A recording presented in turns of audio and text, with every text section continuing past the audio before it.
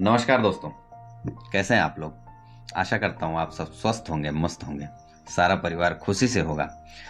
मैं अनिल सिंह चौहान आप लोग के बीच में फिर एक नई कहानी के साथ। दोस्तों, आज की कहानी संगति पे है।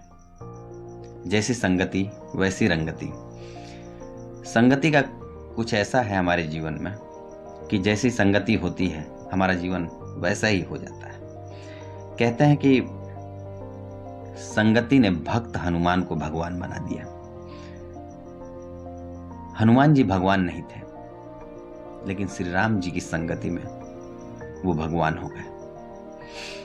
तो आज की कहानी संगति पे है। एक राजा रहते हैं,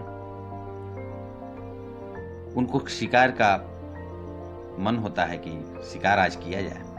कुछ सैनिकों के साथ वो जंगल की तरफ शिकार के लिए निकल जाते हैं।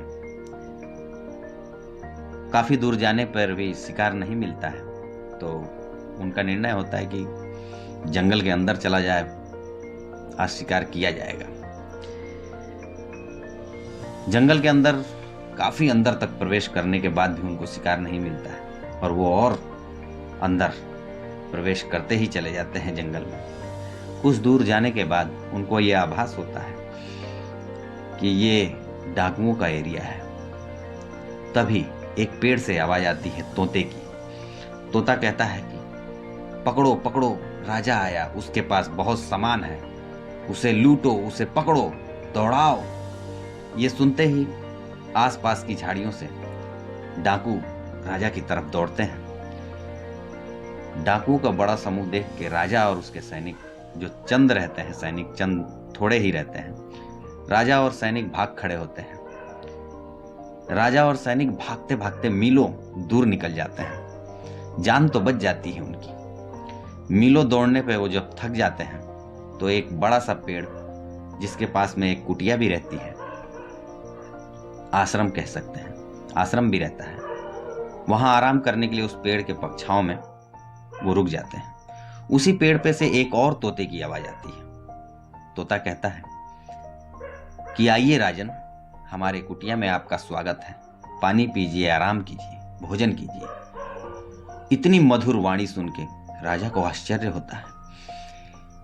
राजा सोचता है कि एक ही जाति के दो प्राणी और दोनों के व्यवहार में जमीन आसमान का अंतर, इतना बड़ा अंतर कैसे हो सकता है। जंगल का तोता जो इतनी कटु वाणी बोल रहा था और यहाँ का तोता इतनी मधुर वाणी।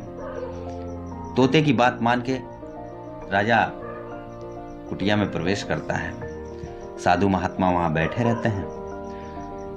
साधु महात्मा को देख के प्रणाम करते हैं राजन, और उनके चरणों के पास बैठ जाते हैं और अपनी सारी आप बीती महात्मा को सुनाते हैं कि जंगल में ऐसा ऐसा हुआ, एक तोता मिला जिसने इसी सूचना दी, फिर डाकू हम पे हमला करते हैं।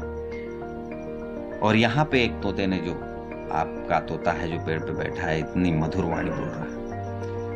ये इतना, मतलब एक ही जाति के दो तोते और उनका व्यवहार में इतना अंतर।